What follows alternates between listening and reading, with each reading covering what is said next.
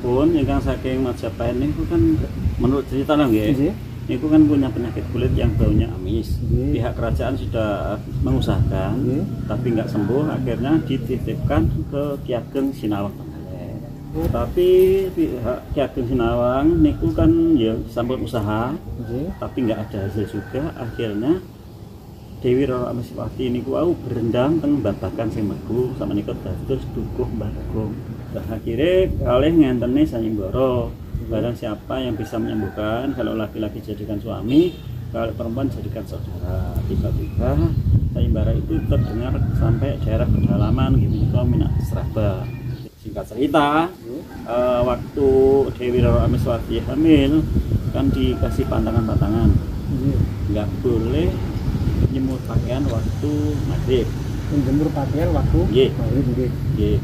Ngaten dan tidak boleh masuk kamar yang telah ditentukan. Akhirnya lama-kelamaan Dewi Roro Amiswati kan penasaran. Akhirnya membuka kamar yang dilarang tadi. Di situ ternyata Minak Sraba berubah buaya putih yang bisa berbicara. Oh, ketika pantangan itu dilanggar akhirnya bisa terjadi buaya putih. Iya.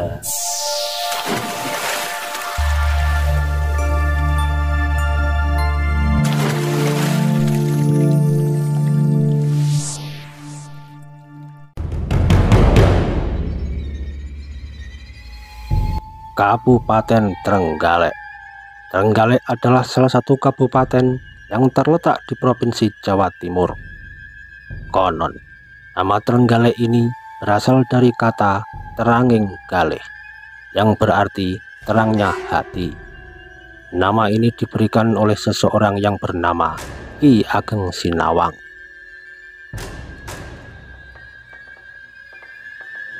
Membahas lebih dalam mengenai asal-usul kota Trenggalek. Kisah ini berawal dari cerita legenda yang diceritakan secara turun-menurun dengan tokoh utamanya yang sangat terkenal, yaitu Ki Ageng Menak Sopal.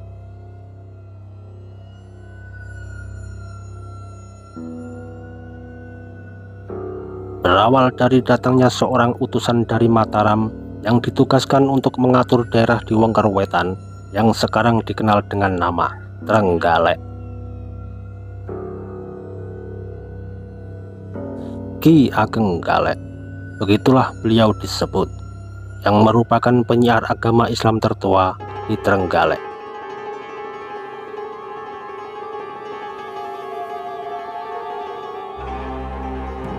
Ki Ageng Galek dibantu oleh 6 santrinya.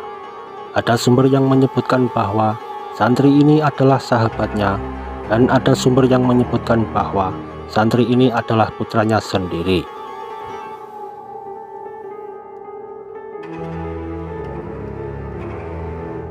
Dalam sebuah cerita babat Trenggalek, disebutkan bahwa salah satu tugas Ki Ageng Galek adalah merawat seorang putri yang berasal dari Majapahit, yang bernama Dewi Amiswati atau Dewi Roro Menur. Seorang putri cantik yang memiliki penyakit luka-luka di kakinya dan berbau amis dan busuk.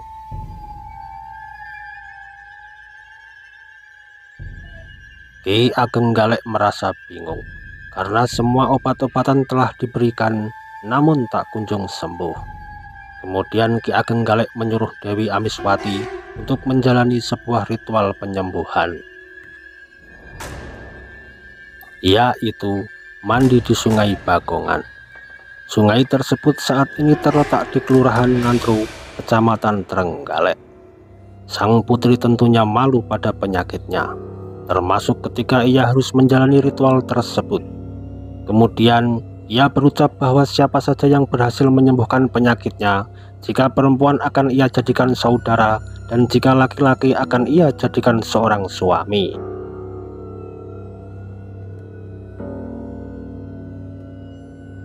Kabar itu rupanya terdengar oleh Menak Sraba, yang merupakan salah satu tokoh priayi Islam di Trenggalek yang bertahta di Lubuk atau Kedung Bagongan.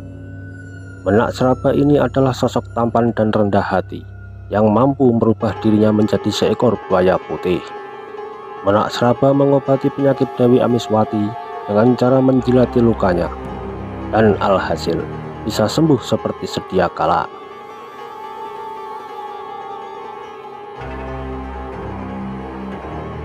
Berkat tindakan itu, Ki Ageng Galek mau menerima Menak Sraba sebagai anggota keluarganya dan mengawinkannya dengan Dewi Amisayu.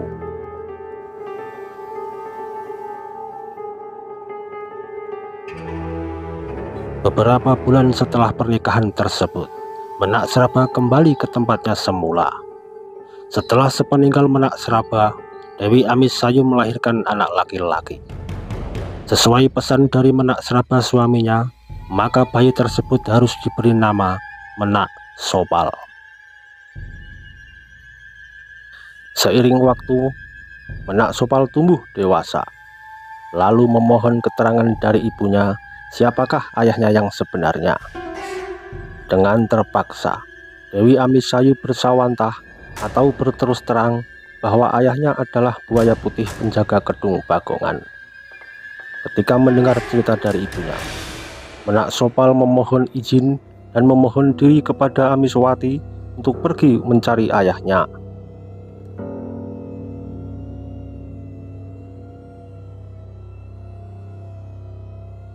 Pada akhirnya, Menak Sopal berhasil bertemu dengan ayahnya di Demak Bintoro. Disitulah kemudian Menak Sopal dididik dan diberi pelajaran agama Islam. Pendidikan agama Islam yang diajarkan oleh ayahnya dalam waktu yang cukup lama membuat anaknya menjadi seorang yang sangat religius dan mengharapkan bahwa masyarakat sekitar juga menjadi Muslim.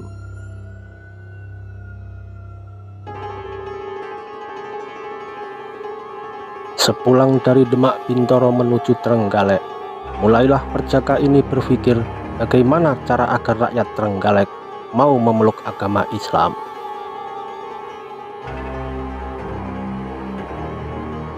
Pada waktu itu, rakyat Trenggalek sebagian besar bekerja sebagai petani dan masih mempercayai animisme dan dinamisme, juga ada yang beragama Hindu. Namun daerahnya sangat kekurangan air. Kemudian Menak Sopal berpikir dan dirasa perlu mendirikan tanggul air agar pengairan bisa memberikan kemakmuran bagi rakyat Trenggalek.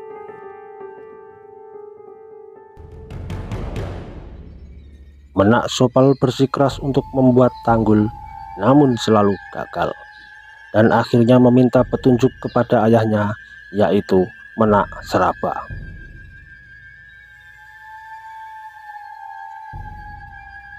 Kemudian oleh ayahnya diberitahu bahwa bendungan bisa terwujud bila ditumbali kepala gajah putih.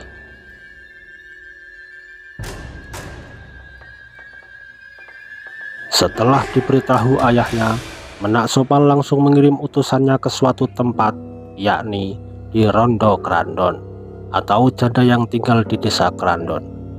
Namun, ada sumber yang mengatakan bahwa janda ini berasal dari desa Kerjo, Kecamatan Karangan, dan ada sumber yang mengatakan bahwa janda ini berasal dari kota Ponorogo.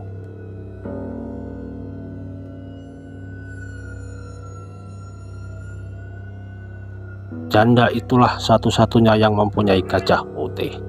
Kemudian janda Krandon tidak keberatan untuk meminjamkan gajah putihnya, asalkan setelah selesai tugasnya dalam membantu pembuatan bendungan, segera dikembalikan ke Krandon.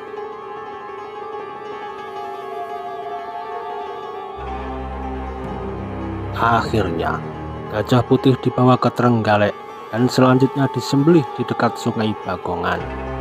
Daging dari gajah putih tersebut kemudian dibagi-bagikan kepada rakyat yang bekerja untuk membuat bendungan Bagong, sedangkan kepalanya dijadikan tumbal di bendungan Bagong.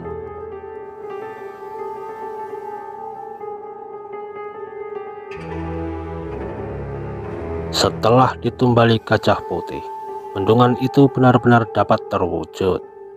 Bendungan sudah jadi dan airnya mulai mengaliri sawah-sawah serta dapat diatur untuk keperluan sehari-hari bagi rakyat Trenggalek. Berkat itulah, sawah-sawah dapat ditanami padi hingga setahun panen 2 atau 3 kali, yang sebelumnya hanya merupakan sawah tadah hujan.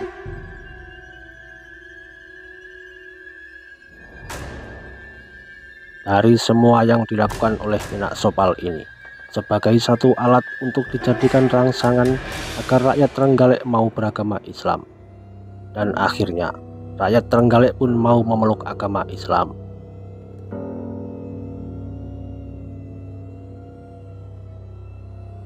Janda Krandon sudah lama sekali menunggu gajah putih yang dipinjam Menak Sopal, namun tak kunjung dikembalikan. Oleh karena itu, Janda Krandon terpaksa menyiapkan tentaranya untuk meminta kembali gajah putih dari Menak Sopal.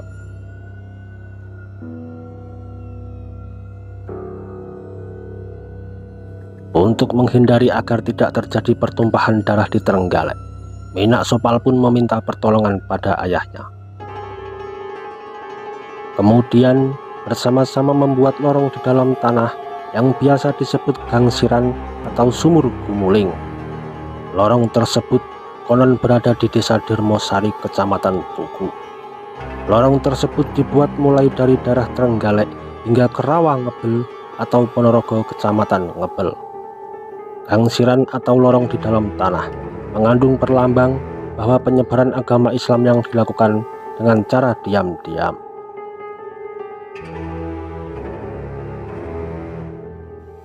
Kala itu, Janda Krandon menyiapkan tentaranya berjaga-jaga di puncak gunung sekitar Trenggalek sambil memantau gerak-gerik tentara Menak Sopal.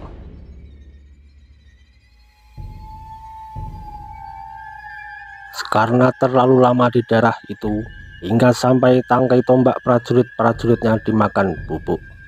Kemudian di daerah itu diberi nama Gunung Bubuk.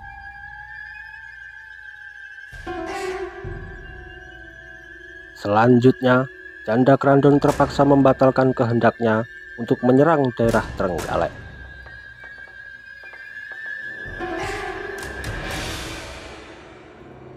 Perlu diketahui, yang dimaksud tangkai tombak telah dimakan bubuk adalah rakyat Krandon yang di sini sudah dipengaruhi oleh Menak Seraba dan Menak Sopal yang telah menyebarkan agama Islam secara diam-diam.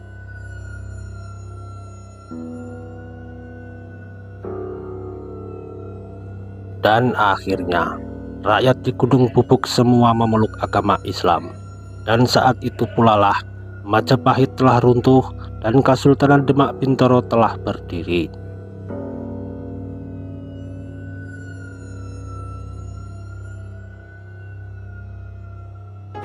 Menak Sopal dimakamkan di Kelurahan Ngantru yang berdekatan dengan Bendungan Bagongan atau masyarakat menyebutnya dengan Dam Bagong.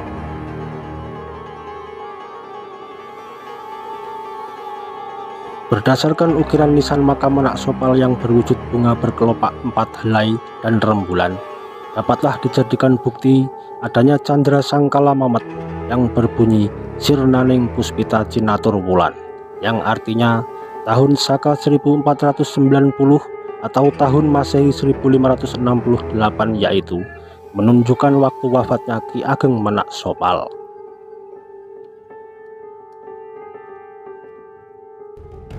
Di samping makam Menak Sopal juga dimakamkan sang ibu, yakni Dewi Amiswati.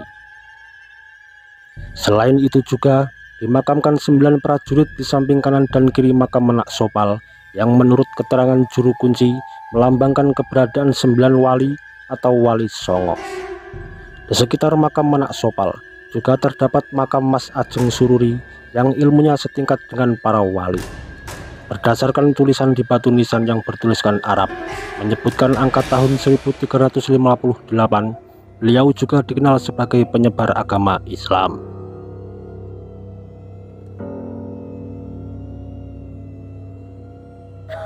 Untuk memperingati kembali peristiwa sejarah perjuangan Bekel Trenggalek dalam mendirikan tanggul air untuk petani, maka setiap tanggal 1 Suro dilaksanakan upacara adat nyadran di Dam Bagong.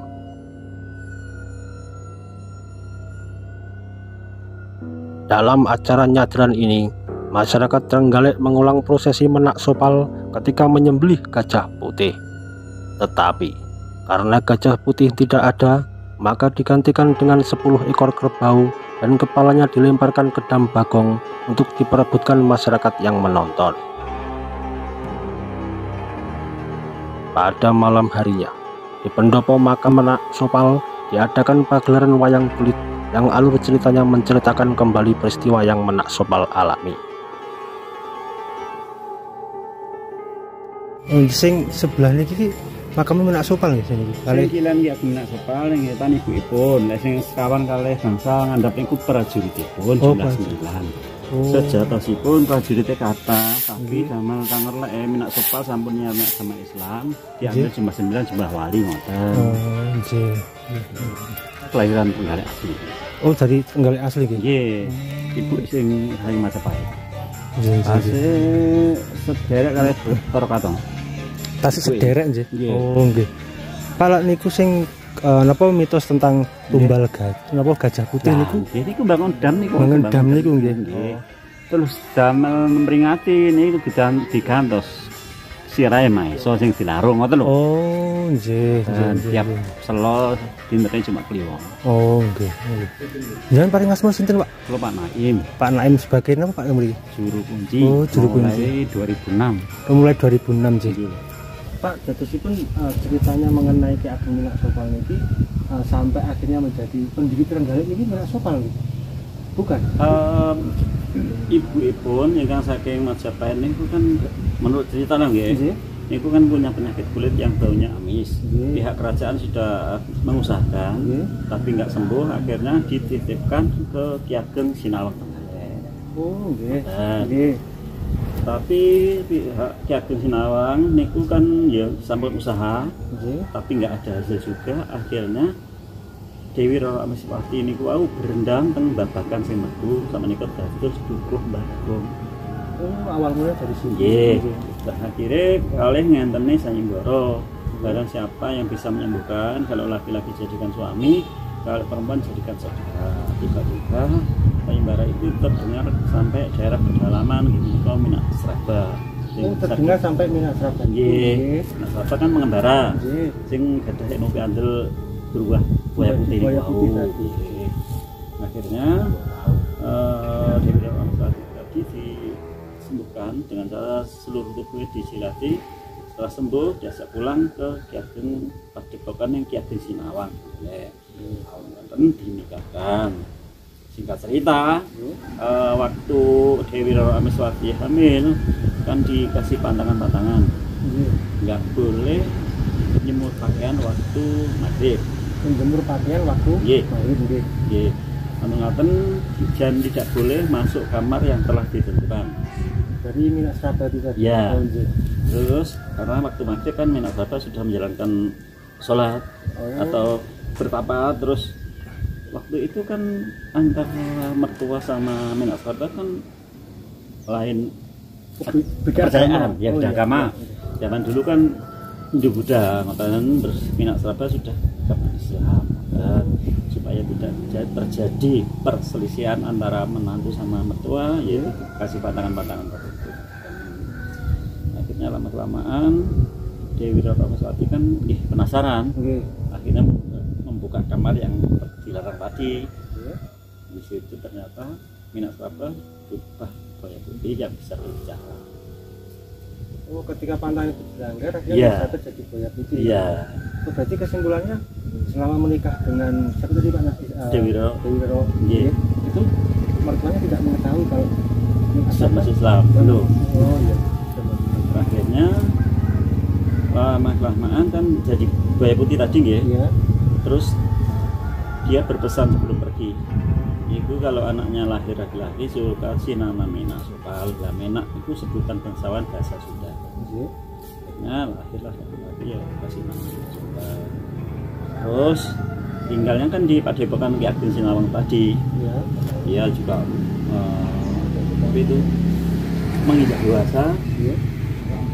Terus dia punya ilmu kanuragan yang bisa menumpas para penjahat, berandal-berandal. Waktu itu kan Trenggalek kekeringan. Oh iya Pak. Ya, banyak kelaparan. Terus orang kaya di berandal semua. Terus Minak Sopal punya ide bagaimana supaya Trenggalek bisa makmur. Kan waktu itu kan Trenggalek panen 1 tahun hanya sekali, setawah tak ada hujan. sambil menyiarkan agama Islam akhirnya bangun dam di Waru. Dam yang dekat Dam Bagong di Waru. Setelah dam jadi, Trenggalek panen satu tahun bisa 3 kali karena merasa makmur, banyak yang mengikuti agamanya Ki Ageng Minangsopan. Makanya jumlah prajurit jumlah 9, jumlah wali sebelumnya prajuritnya banyak sekali, tapi yang untuk Trenggalek menyiarkan agama Islam itu jumlah wali. Ya waktu bangun dam itu banyak cobaan, pagi dibangun sorenya ambrol, terus dibangun paginya ambrol lagi, itu berulang-ulang. Itu yang merusak tidak lain adalah buaya putih, ya ayahnya tadi, tapi hanya untuk menguji kesabaran. Iya. Terus akhirnya dia sama ibunya disuruh sama dia semedi. Sama lagi pikir mana ya. Nah, niku semedi di situ yang dam ambrol tadi. Terus ada suara damu bisa jadi lek wis mau beleh gajah putih. Terus akhirnya Ki Ageng Minangsopan niku wau matur kalih Ki Ageng Sinawang. Terus Ki Ageng Sinawang kan gadah tepangan lek sing kang kagungan gajah putih menika Mbok Rondo Kerandon. Mbok Rondo Kerandon itu yang memiliki gajah putih. Akhirnya utusan prajurit Ki Ageng Minangsopan mriko kalih untuk pinjam gajah, tapi izinnya untuk membantu bangun dam. Tapi sampai di Trenggalek gajah disembelih, kepalanya dilarung, dagingnya dimasak untuk para pekerja. Terus lama-kelamaan gajah nggak dikembalikan, Mbok Roro Kerandon juga utusan prajurit untuk melatih gajah tadi. Tapi sebelum prajurit Mbok Roro Kerandon sampai di Trenggalek, Ki Ageng Minangsopan dibantu ayahnya membuat lorong yang tembus telepon tebel. Sama dien tasik wonten lorong niku. Bekas lorongnya itu masih ada. Iya, sama dien. Tani kan belum tertutup karena sering banjir. Dien yang pati ulang saged coba boten sundul ya. Sama dien. Terus patung gajah pun di situ ada patung gajah. Iku ngguling tahun 2006. Guling ini kenapa Pak? Banjir. Karena banjir nih. Karena banjir kan pondasinya terkikis. Itu masih ada di dalam. Jadi kalau dihitung dari usianya dam Bagong itu sampai hari ini berapa tahun Pak? Nah, Ki Ageng Minangsopan bakatnya kan 1568. 1568. Iya, bakatnya. Dari sebelumnya. Sebelumnya. Iya. Karena Mbok Roro Kerandon mati gajah tidak kembalikan, terus dia kan langsung ke Padepokan Ki Ageng Sinawang Trenggalek. Terus sama Ki Ageng Sinawang Trenggalek dijelaskan bahwa gajah disembelih bukan untuk kepentingan pribadi, tapi untuk memakmurkan rakyat banyak. Akhirnya Mbok Roro Kerandon menyadari atau mengikhlaskan.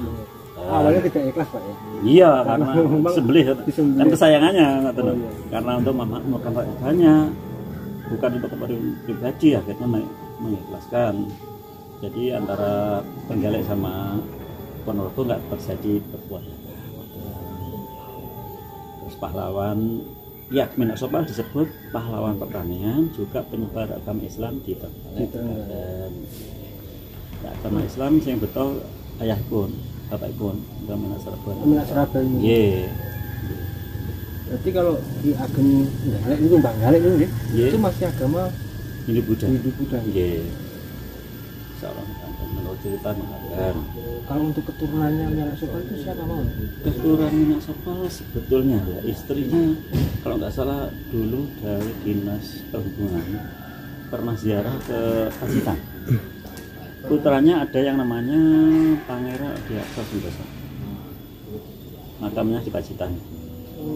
Terus keturunan ke-12 ada di Bekasi ya, cewek. Masih hidup. Kalau jalurnya dari Ki Ageng Minangsopan langsung itu yang terdekat sih siapa? Enggak ada. Yang terdekat ya itu Pangeran Adiaksa Sentosa. Yang paling dekat itu. Iya, yang langsung anaknya itu.